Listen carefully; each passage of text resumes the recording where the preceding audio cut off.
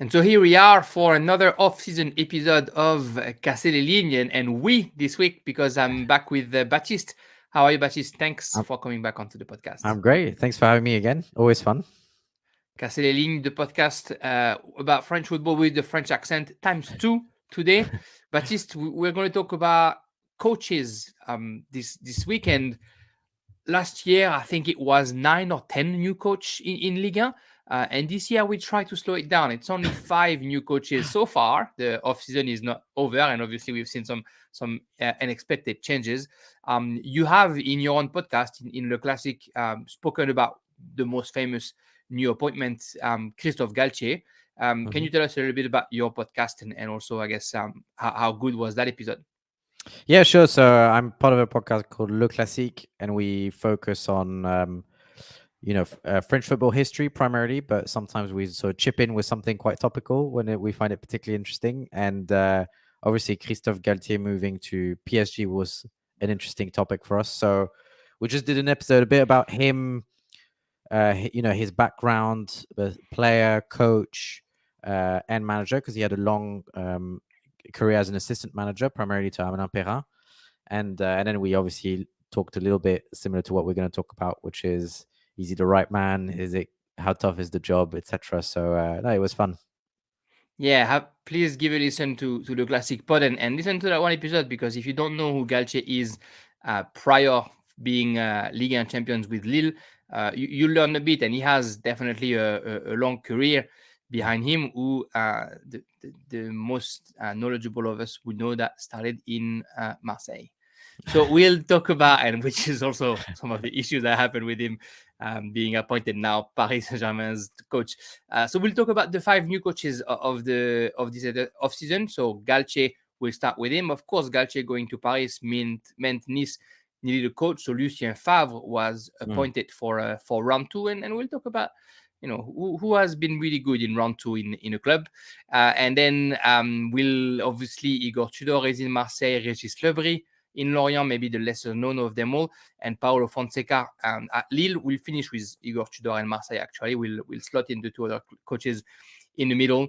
But interestingly enough, it's only 5 coach, but it's 5 coach in, I guess, 4 main clubs and 1 club who's going to fight for survival. Just as a bit of a teaser, since we're talking about the survival as well. This season, Baptiste, 4 teams are being relegated from Ligue 1, since we're going to 18 clubs at the end of the season. How hard is that going to be for the Ajaccio, the Auxerre, who just went up, and the teams who are usually fighting for it, Lorient, Clermont, Reims? How hard it is a season where you lose 4 teams, and a season also who, as everyone know, will be cut in half with the World Cup in there. How interesting, entertaining do you expect Ligue 1 to be this season? I mean, it's obviously it's always an interesting league, but especially so at the bottom, because I don't think there's such a huge gap between, let's say, 12th and 18th, right? It's going to be a tough ask. I mean, even clubs that have survived this year, like Lorient, like Clermont, there'd be natural, contenders for relegation, even with only 3 teams. So I think it's going to be an exciting one. I think the gap is slightly widening a little between Liga and Ligue 2. And so for the likes of Auxerre and Ajaccio, as you've said, it's going to be tough anyway. But it's going to be exciting. I'm looking forward to seeing how they're going to try and go about it, because I think each team has a slightly different way of approaching it. Ajaccio is very, very defensive, very solid, and that doesn't necessarily translate at the highest level. And I think Auxerre try and play slightly better football, and then Clermont, who obviously managed to stay up deservedly, and I was really happy for them that they stayed up because they played the right way. They got battered a few times, but they just had their own belief in their system. So I'm hoping they'll pick up, and there'll be one team in there who people don't expect to be dragged down, but who will have a difficult season, I'm sure. Yeah, if there wasn't that change that coach change at Lorient, I probably would have put Lorient in there. Now we'll see if there's a new dynamic coming in. Anyway, we'll talk about Régis Le Bris a bit later. Let's talk about the one coach that you discussed on your pod, Christophe Galtier, and his appointment at Paris Saint-Germain. I guess, let's track back a little bit at, when that whole saga started. Of course, there was the re-signing of Mbappe. Luis Campos is appointed. Rumors going wild about Zidane going to Paris Saint-Germain. Some Marseille fans very sad about the fact that Zidane maybe was going to coach Paris Saint-Germain. And eventually, Galtier takes the role. Zidane supposedly refuses for France, but then El Khalifi says that anyway, he's never spoken to Zinedine Zidane, as if we could believe that. And Galtier, who's the choice of Luis Campos, so I guess maybe the right way to do things, come in and he's now the newly appointed coach. First off, that whole Netflix series, Paris Saint-Germain find a new coach. How did you find that, Baptiste? Just as usual with PSG, there's a bit of drama, rumors flying around. So I wasn't necessarily surprised to see them try and go in for Zidane. I suppose if we are to take the rumors at face value, that I think that's also the type of club that Zidane would want to take over. I don't think he's there to take on a real project in the sense of having to rebuild a club. He did have a lot of work to do the first time around at Real Madrid, to be fair to him, because they were going nowhere under Benitez. But he's not going to be here to look after building a youth team and things like that. He's here to win straight away. So was I surprised that they allegedly went for Zidane? No, especially given how big a name he is in France. He's an icon. But it all seemed a little bit fanciful. I think the Marseille links, which interestingly people seem more bothered about Zidane going to Marseille going to PSG, despite the fact he's never played for Marseille. Whilst Galtier is a born and bred Marseille, played for the club, loves the club, and no one gave a hoot. But in the end, that's because I'm going to jump in there. Yeah, that's because Zidane, I think, at least in the Marseille, not even in the Marseille subconscious, in the Marseille reality, put Marseille on the map as far as football goes when he's get the Ballon d'Or and win the World Cup in 98. I think in Marseille, Zidane allowed Marseille to exist again in French football after all the issues of 93. And it was, see, somebody can be born in Marseille and be the best player in France and the most loved person in France, etc. So it's interesting because a lot of people were like, Marseille fans don't actually care and Zidane doesn't really care about Marseille. But I think the link between Zidane and Marseille is much stronger than probably any player who's not ever played, but close enough at Marseille because he represents the city, whether he wants it or not. Clearly not by his choice because he didn't play there and he didn't coach there. But like as soon as there was an announcement that he was in Paris, stupid people started, putting 1-star reviews on his sports complex down in south of France, and I'm sure his family would hear it a little bit because they're in Marseille as well. So anyway, that was the parenthesis. But for people who don't know why Marseille fans would be bothered, Zidane, like Marseille, has that inferiority complex in France because they are not the first city, because Paris is, and they used to be the best in football, and then quickly that stopped. So it was their lifeline to France glory was Zidane. So that's why it was so important for them, as you know, for our listeners, of course. Yeah. But I think in any case, he has a big, maybe not a stronger link, but he has a very, very strong link with the France national team. Oh, and, 100%.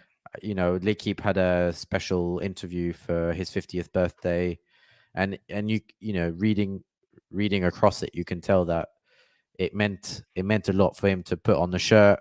It still represents something special to him. He clearly wants to take over the role at some point in his life, and so a combination of things meant that he wasn't going to take over at PSG. And I think in the end, I think unfortunately to Galtier, that's to his detriment. The fact that he might have looked like second choice, and that you're going from somebody who's won the Champions League multiple times, which is PSG's objective because they don't care about Ligue 1 anymore, to someone who's never really played in it, never really managed in it. Certainly not from a strong standpoint of being a favorite. And I think that's cost him a little bit from an optics perspective.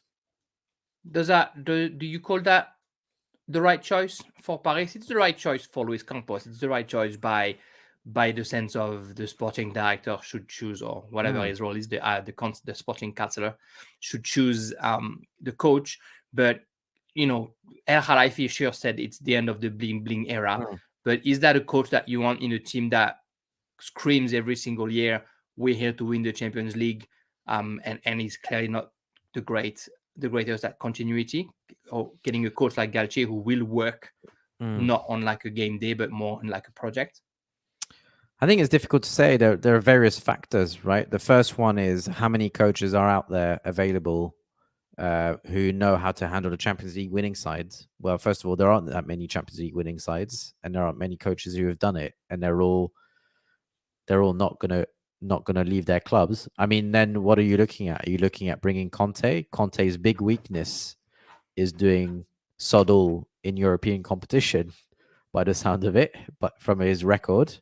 And are you going to be bringing someone like Mourinho? Why would you? He's done nothing for about 8 years, and he now is trying to convince us that a Conference League is a massive achievement with Roma, when he would have spat all over it when he took over the club. And those managers are also gonna, they're gonna slightly destroy your club. They're not here for the long term. Now, that has worked for some clubs, but I think here they wanted to make too much of a turn from short-termism and that disconnect with any sense of it being French or Parisian or being local. And they turned to the manager who's been the best manager in French football for about 10 years. So if he's not deserving of it, I'm struggling to see who is in French football at the moment. So it makes a lot of sense. I mean, what has reassured me is the fact that Luis Campos is there. They work well together, and he seems to be the decision maker, and that's a good thing. The thing that didn't reassure me was that it's a 2-year contract, which you can read in various ways, but it didn't. It struck me more as this is a transition than something long term. But who knows? It's maybe also PSG being rightly cautious and not signing someone to a 4 or 5 year contract and then sacking him after 18 months. Yeah, that's true. It's also very new for Galtier, right? Saint-Etienne, get them from the depth of relegation and brought them to European competitions. Lille, depth of relegation all the way to being a champion. Nice, project that unfortunately or fortunately ended up early with some nice dirty laundry aired in front of everyone. And now he takes the reign of a club that is expected to win everything, which he hasn't done before, at least not as the main coach. It's a different challenge, but then should he only be given similar challenges throughout his career? He's not Sam Allardyce, right? And even Sam Allardyce was given his chance. So at some point, you've got to give credit where it's due, and he's overperformed everywhere he's been.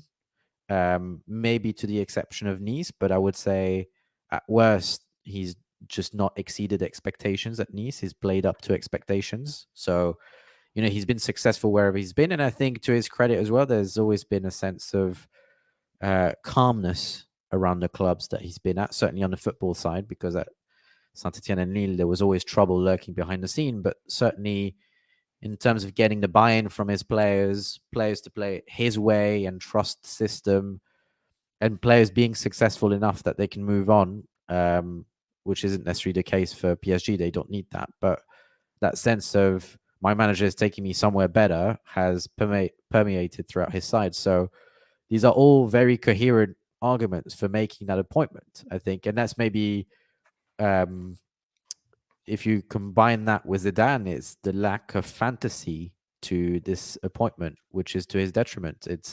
Actually, he's the best guy available. He just hasn't been given this chance yet, but it doesn't have the same ring to it as Zidane or Ancelotti, even Conte. So, I was trying to think, taking a step back, is he really that much different from somebody like Thomas Tuchel when he was appointed at PSG, or even Unai Emery, right? I mean, similar. Emery had success obviously in Europa League, but Tuchel hadn't really achieved anything of great note. His Borussia Dortmund teams were playing really well, but what had he achieved that Galtier hasn't achieved at a similar level? And yet he came in with a burgeoning reputation and is the hot new kid on the block that PSG is going for. In this case, Galtier doesn't get the same buzz about him. Probably because we know him, right? Tuchel, Yeah. eventually we actually don't know him when he signs for Paris. We just know that everyone says that he's a tactical genius, and which he proved to an extent. But I think where I agree with you, where Galtier is the right choice, is Galtier knows Ligue, and so you get a coach that is not going to be surprised, that is not going to come in telling his team, we're going to play this way, and then game 2 you play against a bus and you realize that you can't play the way you want to play. He's already got all those parameters, and he's going to probably actually be the right guy to adapt to talk about him, because he signed a Vitinha to Ligue 1 by telling him, this is how you're going to play, this is who you're going to face, this is what those players do. Like, he's got a knowledge that no other coach available would have on all the players that Paris is going to face, at least in the country, in domestic competitions.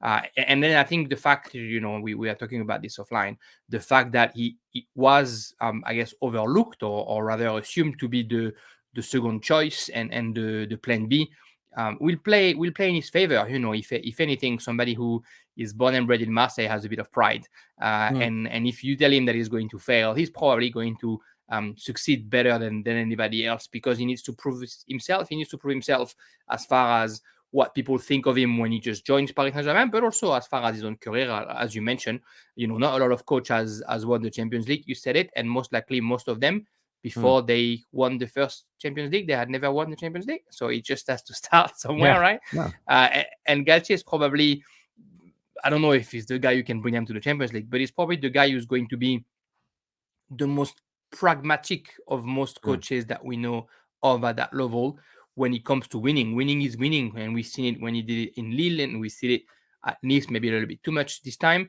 But he's not going to go for a Guardiola type invention in the semifinal to try and see if he can create a new position of a player.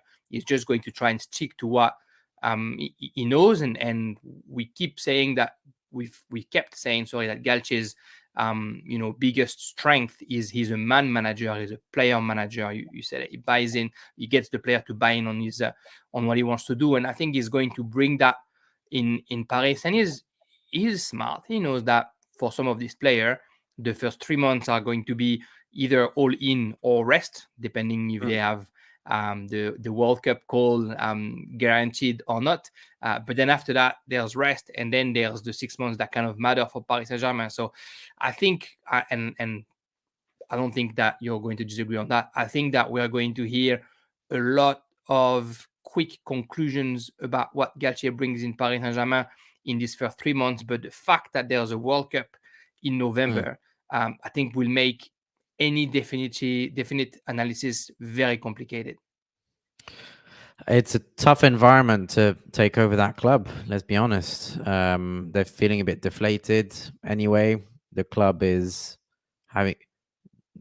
relationship with its fans isn't great. I mean, they somehow managed to look down upon a league title. I don't know how certain fans are able to do that. And you've got the World Cup break in between and outsized expectations anyways. And like we said, I mean, I'm stating the bleeding obvious, but only one team can win the Champions League. That doesn't mean it makes all the managers of all the other sides terrible managers, right? And it's the same with Pochettino. Just because he hasn't managed here particularly well doesn't mean he's a terrible manager. Like he's got enough of a track record. So he's got the usual difficult environment of managing a big club full of players with big egos and a bloated squad that includes a lot of people who shouldn't be at that club anymore. But again, the reassuring thing is that he has Luis Campos, and I think Luis Campos has been designated by Al Khalifi as you're the guy who takes on the football related calls now, and if players want to moan, they will call you, and they've got that partnership before. So I'm hoping that that's what will make it work. I'm hoping as well that they'll maybe see the season as a bit of a transition season, as a season that if things don't go their way, it's explainable for all the reasons we've set out, and that they just need to, recycle a little bit and get ready for the following seasons, because Neymar's done, Messi's done. By the end of by the end of the 22-23 season, those guys are gone. So they're not the future. If they can win with them, they will, but they're not the future, and that's what they should look forward to. Yeah, I think the World Cup in the middle and Messi, Neymar being at the end of their PSG career or career period is going to be all the narratives that are going to make this season's analysis quite interesting, I think, and quite maybe complicated for Galtier to deal with. But that's when we'll see how great of a manager he is, right? All the circumstances are there or not to achieve success. Galtier signing at Paris Saint-Germain meant the bench was left empty on the French Riviera, at the Allianz Riviera, and it's a little, I guess, a fan favorite, Lucien Favre, supposedly the last good coach that Nice has had. If you listen to the Nice fans, who is coming back, who was signing for Nice, he's a Swiss coach, if you don't know him, and he was coaching Nice for a couple of years, 5 years ago now, and after that a bit of Dortmund. Baptiste, when you first hear that he comes, I think he's announced in before Galtier is even announced out. What did you think about this appointment? Unimaginative is the way I would describe it, and that's not throwing shade at Favre. I understand the reasons why people have gone for him, and I don't necessarily think it's a bad appointment. I just think I would like people to be a bit more creative when they bring managers in and players in. And in this case, it's let's go back to the coach that predates the Ratcliffe era, and then he did very well one season, less so the following season. So it's, his successes date back already, and I'm always a little bit wary of people coming back to places where they've been successful. But I think for me, it's a good appointment in the sense that he's an experienced manager. He knows he knows the club, although it's changed slightly. The big question for me is, what are the expectations? So if the expectation is qualify for the Champions League, ideally directly, I think that's slightly outsized. I haven't seen them do a great transfer window since Ratcliffe's at the club, and I'm not sure he's actually investing as much as he said he would. So that would be my big worry for Favre. If the target is top 6, then yeah, he's a good appointment. But I think anything beyond that might be a step too far, understandably. So I'm more worried for him than for the club, really. That's the way I would see it at the moment. Interesting, because he was appointed then by River, who was the coach, the president then, and then Ratcliffe comes in, try to make all those changes, and then Julien Fournier Fournier, he's the sporting director. Then Fournier is ousted, and then you give the keys back to River, and River brings back the coach that he's comfortable with. So I agree with you, a bit unimaginative, and also just risky, because like we said, Nice fans love Lucien Favre because the football played under the Swiss coach was good football. But interestingly enough, at Nice, it's probably one of his worst tenure. If you look at the amount of points per game that he get in every club, he only did worse than Nice once, and he did better than when he was at Nice, when he was in Dortmund, or when he was who was it just before Nice? I think it was Offenheim. Mönchengladbach, excuse me. Yes. So he did better before and after Nice. After Nice, he goes to Borussia Dortmund, of course, because of how well he did with Nice, and he spends a year and a half there. But despite getting 2 points per match, he is not kept because he fell short of expectations, those expectations that you are mentioning, Baptiste. He came to Dortmund being told that basically now they spend the money and they have the team to win the league over Bayern, and he failed to do so, and that's why he wasn't kept. Can we expect something of the same in Nice? Do you think, if the expectations are, like, I guess, the wrong one being set, do you think he can crumble? Is a strong word because he still got 2 points per game, but do you think he can fail? Well, yeah, I mean, anyone can fail. I mean, for all we know, he'll have a terrible start to his regime anyway. I don't wish that on him, obviously, but we never know how it's going to go. He still has a whole transfer window to get through, and it'll be interesting to see what type of players Nice will bring in, because they've tended to bring in young, hungry players. But when I look across the squad, there's a little lack of experience and there's a lack of leadership, I think, especially if Dante's injured. But Dante's injured because he's getting old and his time on the pitch is lessened, understandably. And then who are your leaders? Andy Delors, not necessarily known as one. So it's he has a track record of doing well with young players. I think that's fair to say. But at the moment, I'm not getting a real sense of enthusiasm coming out of Nice. It just feels like it doesn't even feel chaotic. It just sort of feels like it's year 3 of the project, and we don't really know what we're aiming for, and we don't even really know if our owner really knows what he's going for, and there's a little bit of indecision at the club, which I think is costing it at the moment. So for Favre, I'm just hoping he's gone in. Excuse me. He's gone in being very clear on what the objectives are and being very clear on what means are going to be at his disposal. That tends to be the $1 million question for any manager that comes in.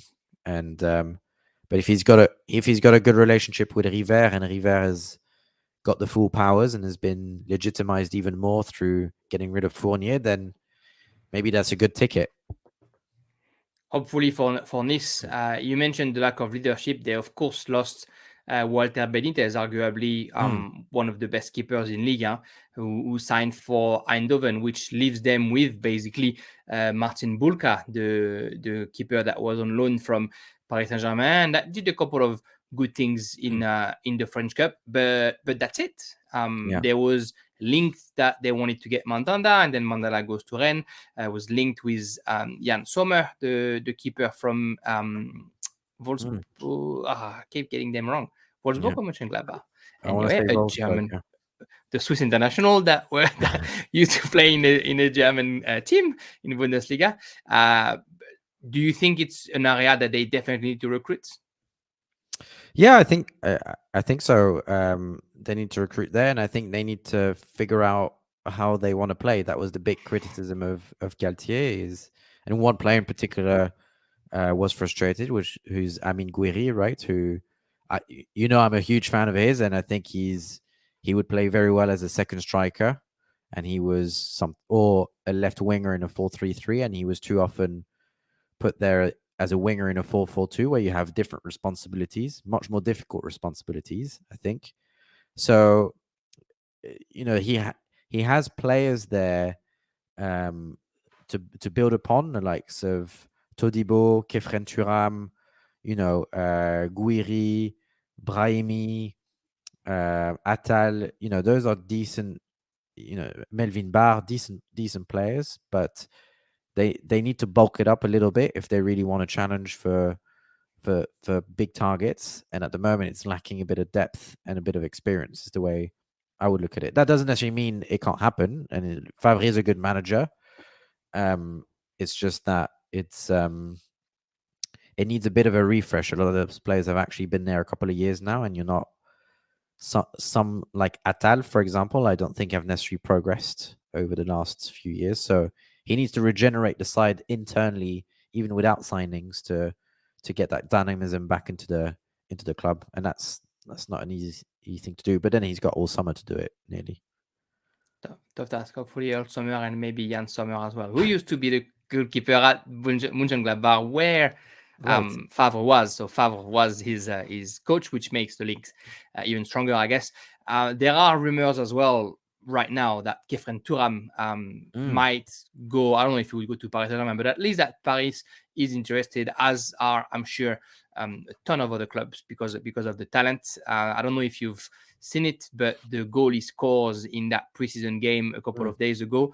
Preseasons mean nothing, but if you wanted to mean something, the football played in that 1-2-3 between Thuram, Guiri, and Delors was pretty spectacular. So if they can play that way this season, then it would be pretty special. But yeah, again, it's going to be the hard task on the Swiss coach, and I think the expectations from Ineos probably are now, we spent all that money the past few years, kind of like make it work, most likely without us having to spend too much money because they want to buy Chelsea or any other club that they think is more important than this.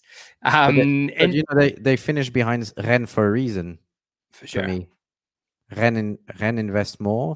Pinot invests. He's getting a sense that his team is going somewhere, and sometimes he opens up the checkbook to do that. Radcliffe has similar means, and you don't get the sense from what I'm reading, etc., that he's fully invested in Nice. So, he tried to bid for Chelsea. I don't know what that says. I don't know if it says anything when you have such ridiculous amount of wealth available to you, but there are concerns that he's gotten a bit, not tired, but disinterested of Nice. It says at least that he doesn't know how to read the room, right? Because how does a Nice fan feels when your owner is trying to buy Chelsea and make you basically a feeder club for Chelsea FC? It's not knowing the Nice fans well to put that on them. You talked about Rennes, and that is a great segue to our next coach, Régis Le Bris, who is the new coach at Lorient. So Régis Le Bris is I guess a famous unknown coach, 46 years old. It's his first experience as a main coach on a professional bench. And Rennes, where the link is Julien Stéphan, Franck Hez, and Régis Le Bris, all were coaches in the youth rank in Rennes for 8 to 10 years, I think, if I'm not mistaken, up until 10 years ago almost. And so Julien Stéphan and Franck Hez, we know now how well they've done. Stéphan, of course, with Rennes and now Strasbourg, and Hez with Lens. Régis Le Bris, when they were working the three together at Stade Rennais, he was supposedly the thinking head of the three, and it said that the three always had the ambition of changing football is probably a bit too ambitious, but at least bringing a bit of a wave of youth in the way the football was played in France. We've seen the success, of course, in the academy at Rennes, because Rennes is now the second best academy in Europe for the past 2-3 years. And then after that, he moved on to Lorient, where he became first the head of the academy and the under-17 coach, and then since 2015, the head of the academy and also the coach of the reserves at Lorient, where, again, a few strong young players have emerged recently. Enzo Lefebvre, everyone knows about because of his links as well recently, and how well he's doing with France under 21 and under 20, under 19 before. Soumano has come this season. A few young players are coming up the ranks of Lorient. He's not, he's not stranger to that. And now he is the new coach at Lorient, replacing Christophe Pélissier, who did well in Ligue 2, maybe a little bit less so in Ligue 1, but also probably due to the team that he had under him, right? They bring Régis Le Bris to head their first team after he was the head of the academy. I think another team in Brittany did that a couple of years ago, Rennes, and it worked well for them. Can we expect somehow the same fate? Obviously, totally different budget. Yeah, I mean, it's a difficult ask as your first job to come in, rely on youth in Ligue 1 for a club that's a yo-yo club. I think we need maybe to appreciate that. But I like, I like the way Lorient are thinking, and they've always been quite a forward-looking club. They have certainly for the last 20 years or so, they've always tended to like managers who like their teams to play well, and they've given their chances to young managers. So I like that way of thinking, and he's got a strong pedigree. So why not? Otherwise, what are you going to do? Go for who else is on the market that really makes me enthusiastic in France? Who might have ideas and who might relate to those players, and who his pedigree as a manager who improves his players is also something that's going to be attractive to young players trying to make a breakthrough. So I can see a lot of sense in that, and they've got nothing to lose. Excuse me, they've got nothing to lose, and they've also got nothing to invest. So it's an organic choice that makes a lot of sense. And Pellissier was coming to the end of his cycle. I think he did a great job in his first 2 seasons. I think last year was just tiredness started to creep in a little bit, and that explains that they had a difficult season. Although two successive seasons in Ligue 1 is nothing to sneer at from Lorient's perspective. So a lot of unknowns with Le Bris, but if he has the same ideas as his 2 mates who've worked very closely with him, then there's something very promising there. Exactly, and he said during the preseason interview, maybe what any coach would say, but it's still positive to say it, that he wants possession football, that he wants a team that is not passive, but that is, proactive in making sure that the game can be won and not just not losing the game is the objective. Lorient, has a bit of history of that. Again, something that we discussed a bit offline. Baptiste. Christian Gourcuff, of course, is the most known coach at Lorient, which allows me to unashamedly plug in that interview that I did with a former Australian international, Ross Aloisi, who used to play in Lorient under Christian Gourcuff. You can find that on my Twitter if you want to look at it. It's very interesting, the new assistant coach at the Yokohama Marinos in Japan. But yeah, Christian Gourcuff at Lorient, Landreau went there. Pellissier was, of course, playing football as well. They like to play football in general anyway in that club. Yeah, and Gourcuff initiated that. He had his 4-4-2, wanted to play it the right way and get them on the front foot, and it worked for a very long time. I think now they're just finding themselves in the position they will always find themselves in, which is the lack of means.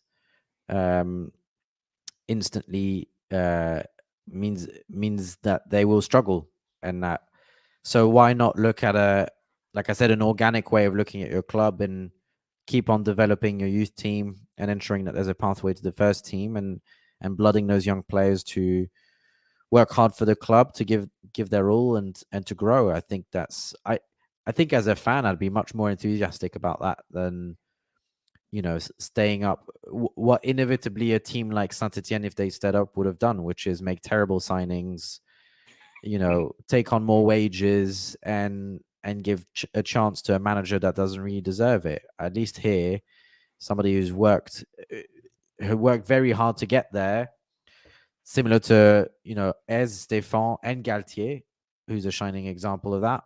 Somebody who's worked very hard to get there is actually being given his chance, maybe at the opportune time for himself and for his club. So all the stars seem to have aligned that there's an understanding between the club and the manager, which is great. I think that's what we want to see. We'll see how the first few months go, and it's a difficult task ahead.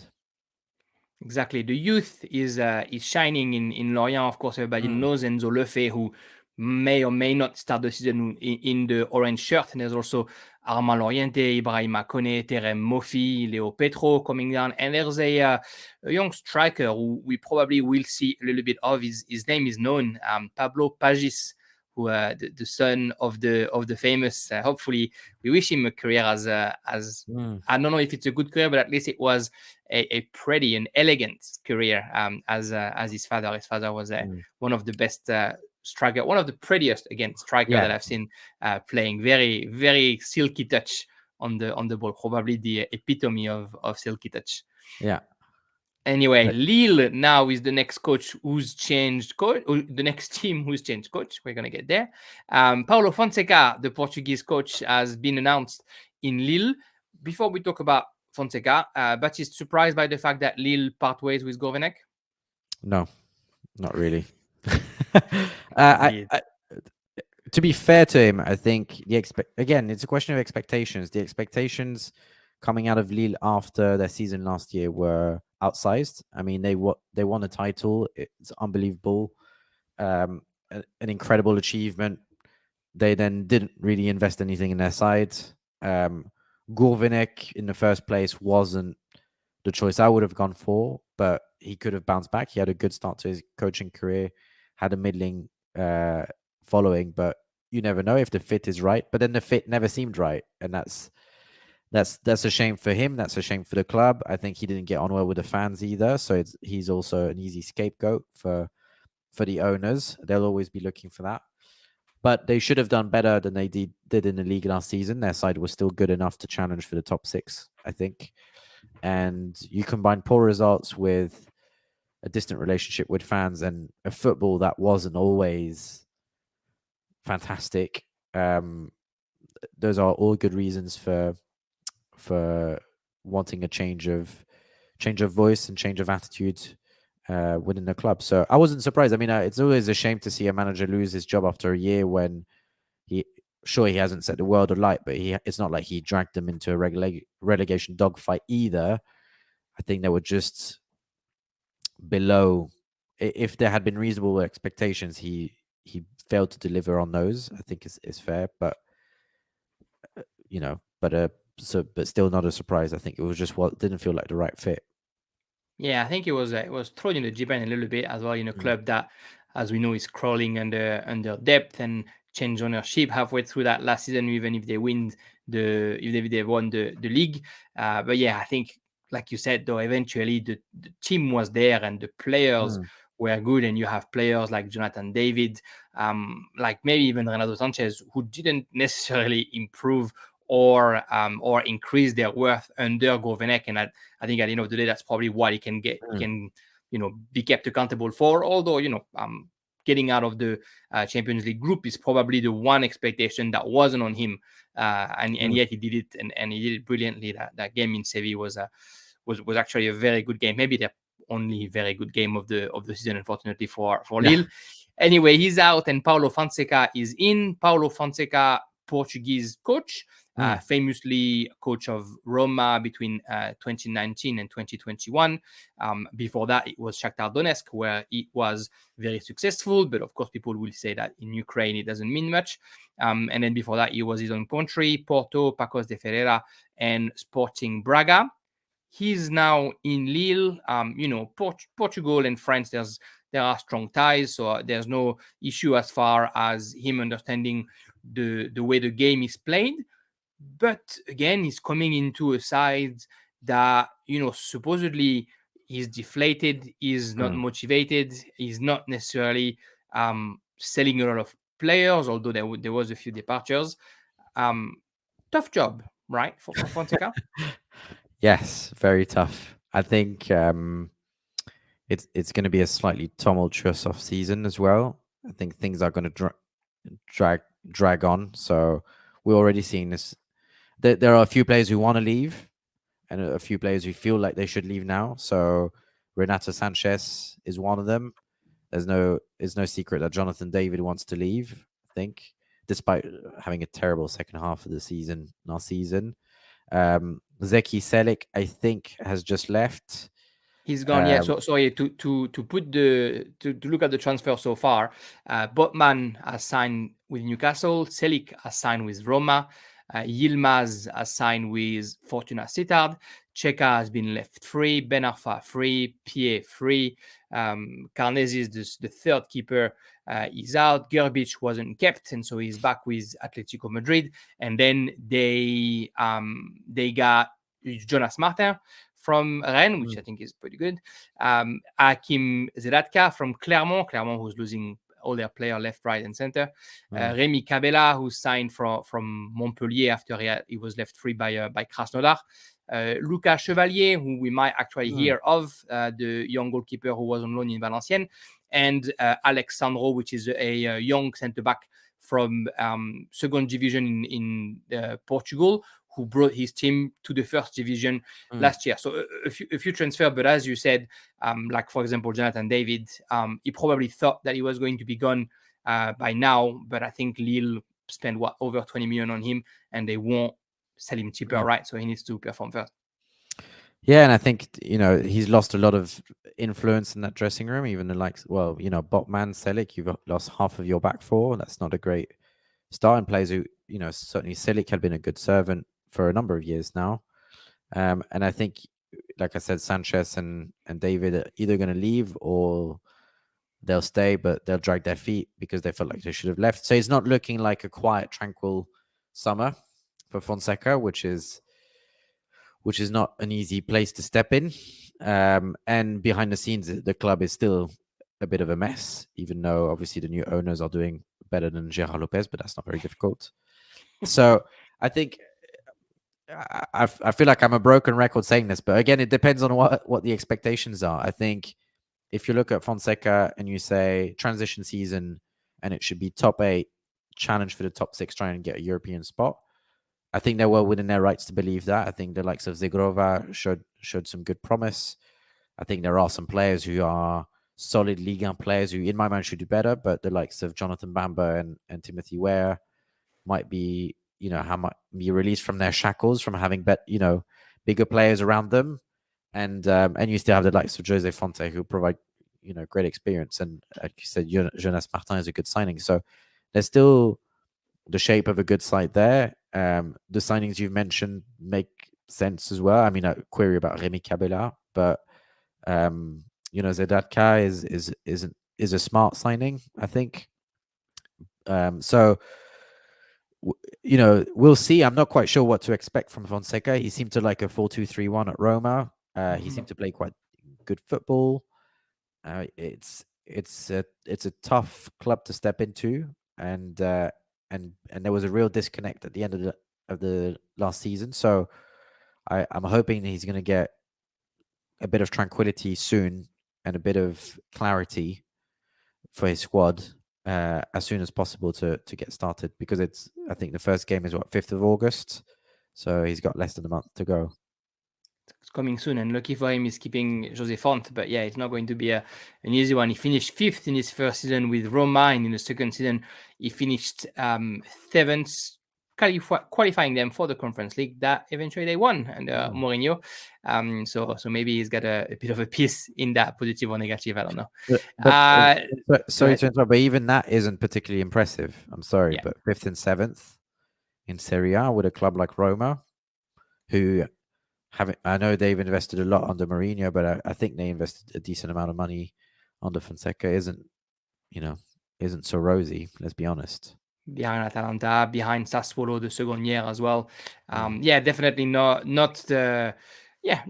shiny, but again, it's Lille, and they probably picked the best they could pick.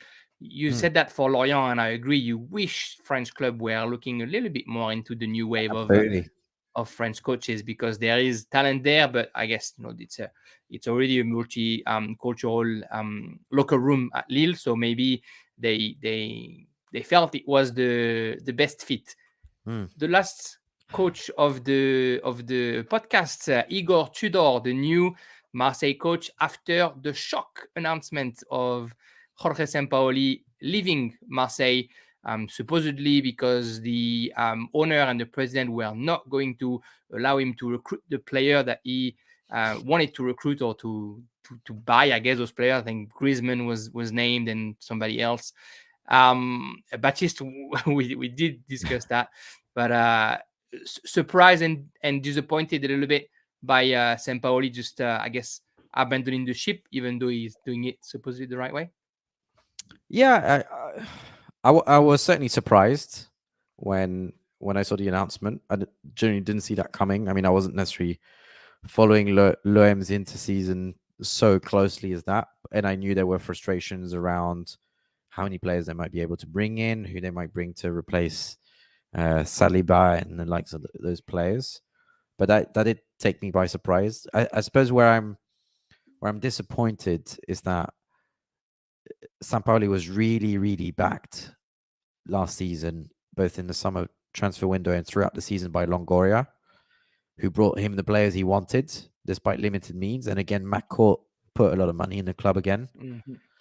And Longoria backed him throughout the season, even when there were a few moments of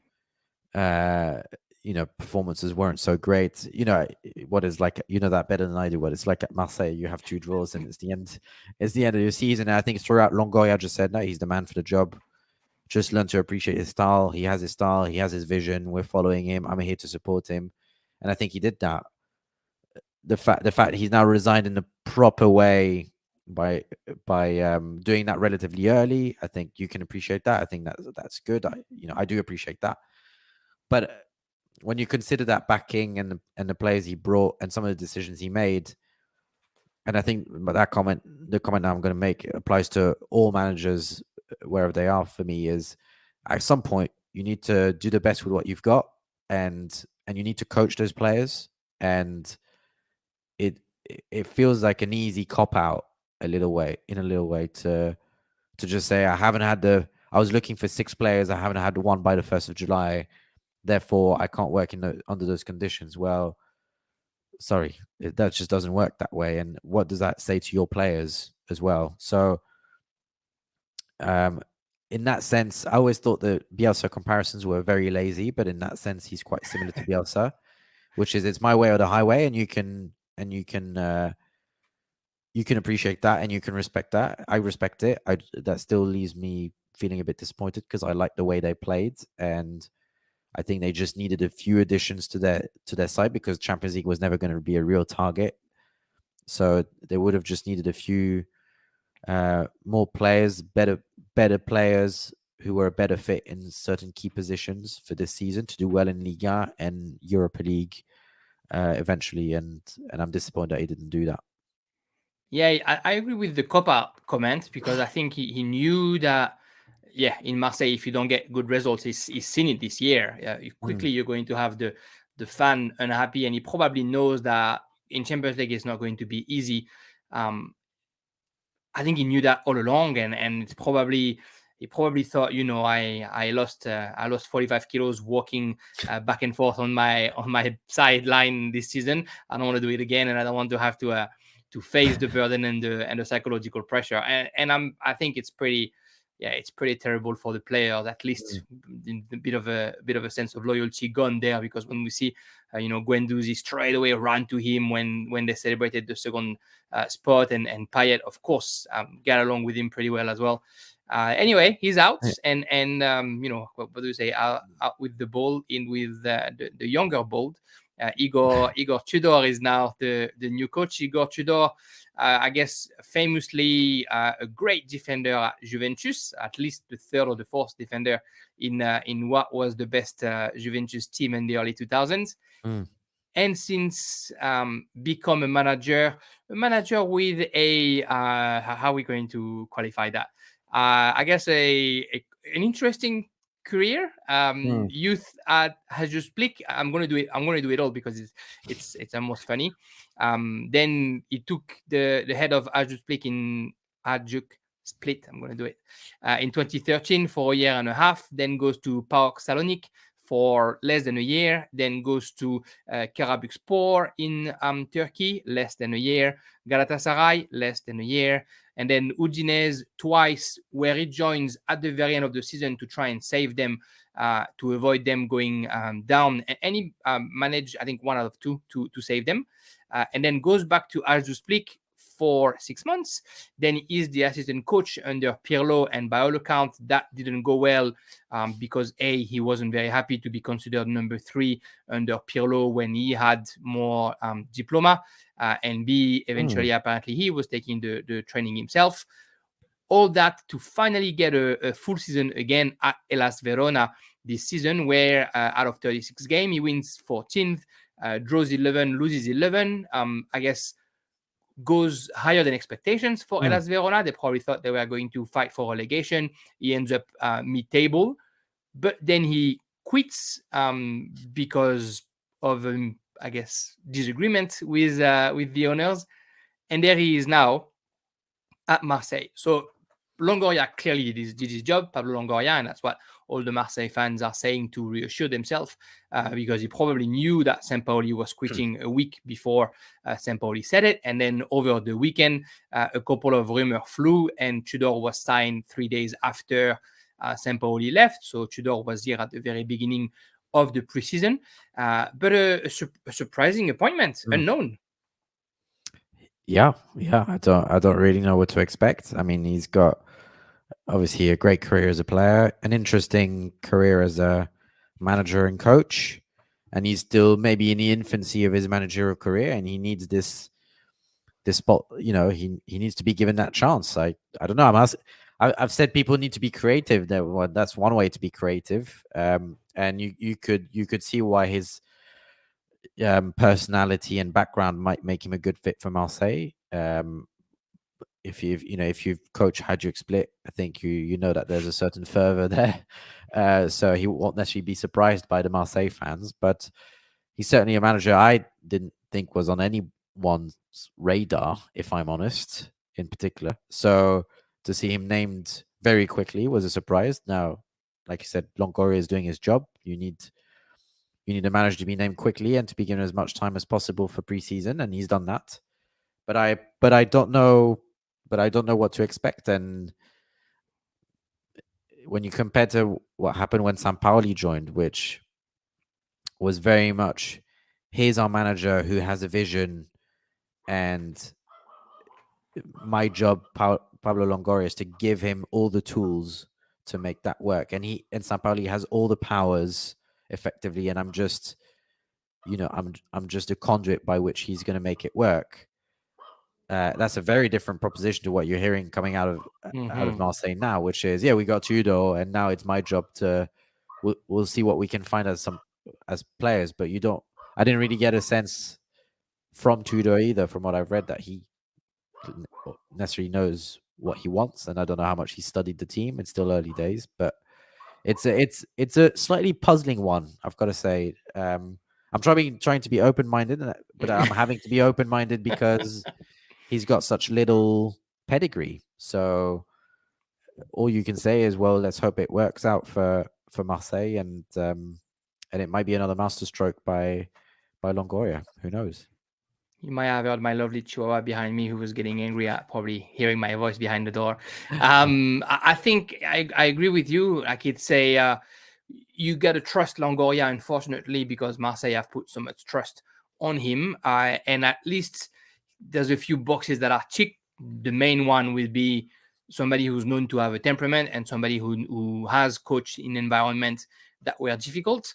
With Hellas Verona, which is probably the biggest club of all that list, where he coached. No disrespect to Split, but with Hellas Verona, he exceeded expectations. This is maybe where Marseille is in Champions League, in a position where they're the underdogs and where they need to exceed expectations to do anything really out of those groups, because they're going to be in the third hat. But in Ligue 1, that's going to be a bit different. They've recruited Samuel Gigot, who was already organized, I think back in January. So I think it was also a Sampaoli choice, who's coming at centre back. They've recruited Isaac Touré, very young centre back, 19 years old, who was in Le Havre in Ligue 2, who played only half a season in Le Havre, but he's also the captain of the under-20 of the French national team. They get Foucault's Gendouzi on a complete transfer, and Paul Lopez and Senji Zunder, all those players that played here last season. They did lose Nemanja Radonjic, which I'm sure no one is really too sad about, but also Steve Mandanda, Boubacar Kamara, William Saliba. I think that's a bit more damageable for Marseille, because it's half of their column vertebral, half of their skeleton who's gone. The better of the two keepers, the center back that did so well, and the center mid. Paul Lopez, starter forever? Is that something that reassures you when you've seen what he did in Marseille last year? Not really. When he started well, I remember we were having this debate when he was kind of riding a hot streak, let's put it that way, at the start of the season. And he was playing a particular role, and he was doing it very well, which was, sweeper keeper in a team that dominates possession. I think as we saw the season go, his goalkeeping performances came under the spotlight, and he wasn't great. And to be honest, the fact that Mandanda came back into the side towards the end of last season knowing what we know now, which was they were probably going to let him go. He's 36. He's not as great as he once was. That none of that was a good sign, really. And so I think that is a potential weak spot. We don't know. Maybe his second season will be better. But it's just for me, it's just interesting in general that Marseille over the last 15 years, they've always gone for managers that are established, whether it's just in France or even abroad. They've gone for names that represent something. And here Tudor is a name in the sense that he will speak to a lot of football fans, rightly so because of his very good career. But this one really feels like a gamble, and you've got to be pretty strong to step into that club and take it over, really. And stay. Yeah, and the weaknesses to his sides are whether under Sampaoli or not. So let me rephrase that. If he's going to play the same way as Sampaoli, the weaknesses are still there, and I'm struggling to see how they're going to get rid of those weaknesses due to the limited funds. If he's going to play in a very different way, which he's entitled to do, I fear that some players are not going to reach the highest potential they can. So the likes of Guendouzi, I don't know if he reached another level last year, but he did so playing in a particular system that played to his strength. Even for the likes of Gerson, I wonder what that's going to look like if you ask him to play a more traditional role. Payet is getting old. Yeah. There are a lot of unknowns, I think, at the moment, and maybe they all write it together and they all work very well, and who knows, maybe the dressing room will be behind him, and certainly the signings that Longoria seem to make, I always see them as they make a lot of sense, but he needs to. I just don't know the way he wants to play and whether those players at the moment actually fit. So I'm hoping they've done their due diligence on both sides, whether it's on Tudor's side or on Longoria's side. He comes with Mauro Camoranesi on the bench, another Juventus legend who's following him, another I guess hot-headed or temperamental player, which in a way is good for the team that's in place to see player with such pedigrees. But we've all seen great players not doing so great when they sit on the bench. By all accounts, and I guess I speak under control of my mates at the Anglo-Italo pod. He's a coach that likes the aggressiveness, likes the just winning every duel, and maybe not so much on the possession football side, but definitely on the counter pressing side, the Geget pressing, so dear to Thomas Tuchel, where he will always try to have his team recovering as early as possible, and we've seen that quite a bit with Hellas Verona. But like you said, does it work with the team that you have? Sure, Guendouzi might love that. Gerson has shown us that he's a hard worker. Payet maybe a little bit less. Milik maybe a little bit less as well. So it'd be interesting. They're linked right now with Jonathan Klaus, which of course would be a great steal, and a few other names, because as every summer Marseille is linked with probably about 150 names, so that they can go to another club afterwards.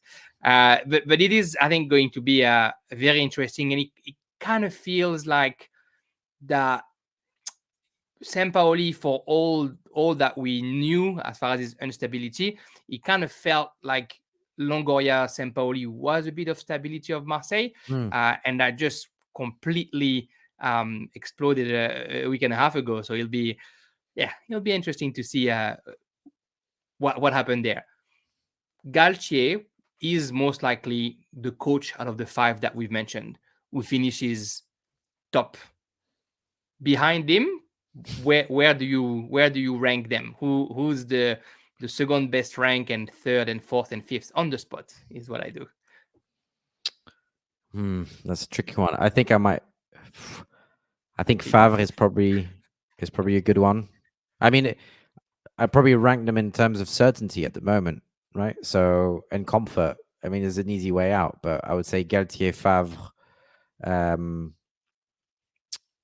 probably. It's a struggle for the third one, but I'd maybe put Le Bris third, and then it's between Fonseca and Tudor. I think because of Lille and Marseille are not stable clubs right now, and that's difficult. At least Le Bris at Lorient, he's got a clear brief, and everybody's aligned there, and everybody's working in the same direction. So that gives me a bit of comfort for him. So I probably ranked them in that order, with maybe Tudor fifth. It's just, that sounds harsh. It's just because I know so little of him, and so little is known of him, and the Juve school hasn't worked because Pirlo's not in a job, and Fabrizio Ravanelli was rubbish, and it doesn't necessarily work that way. So for me, it's an easy cop out. But I don't know what you think. How are you ranking? I mean, are you putting Galtier first? I guess, is that even is there a doubt for you? Yeah, I'd put Galtier first because from the moment he was named as a potential behind Zidane, I thought he's going to come with such a chip on his shoulder. He's going to be able to relay that message to his team. He's going to play that card so well that he's going to, he is obviously the best signing, and because he knows Ligue 1, etc. Like he ticks so many boxes, and the one box that he doesn't tick, which is the success in European, is his ambition, his motivation. So it's a box that's almost better than ticked because it's somebody who really wants to shine there. So yeah, Galtier is probably the best signing. I would agree with you. I think Le Bris is probably the one that I'm the most looking forward to because it's great to see somebody who's brought the youth up to first grade, then taking first grade. And then Favre, Tudor, Fonseca. Favre, it's a pasta, your favorite pasta dish that you put in the microwave 3 days later. So who knows what that's going to do. And Tudor and Fonseca, to me, is the unknown. Even if Fonseca has done some good stuff, France is such a different beast that is not going to have much patience on him, unfortunately, as far as the supporters, because the team is still strong. So he's going to have to get results straight away. Tudor, I don't even want to think about it. Poor guy, if he loses 2 games, he's going to be called all sorts of names. So yeah, I think the 2 signings make sense. The 3 other ones are a gamble in their own reasons. Baptiste, thank you so much for coming on this podcast and talking about, not necessarily the coaches' waltz, but a bit of salsa, at least in our coaches in Ligue 1. And look, there'll be more off-season episodes, so I hope that I can count on you to join me again soon. Yeah, definitely, and thanks again for having me. Always happy to come. Feel free to drop comments, ask questions. We both would be very happy to answer. Follow Baptiste and Le Classic Pod on Twitter. Give it a listen. His episode on Galtier is actually very interesting. You learn a bit on the Marseille-born coach. So good. If Paris Saint-Germain win the Champions League, we'll be able to say that it's a Marseille coach. Anyway, I'll leave that one there to finish. Thanks everyone for listening. Thanks, Baptiste. And we'll be with you guys in another episode soon.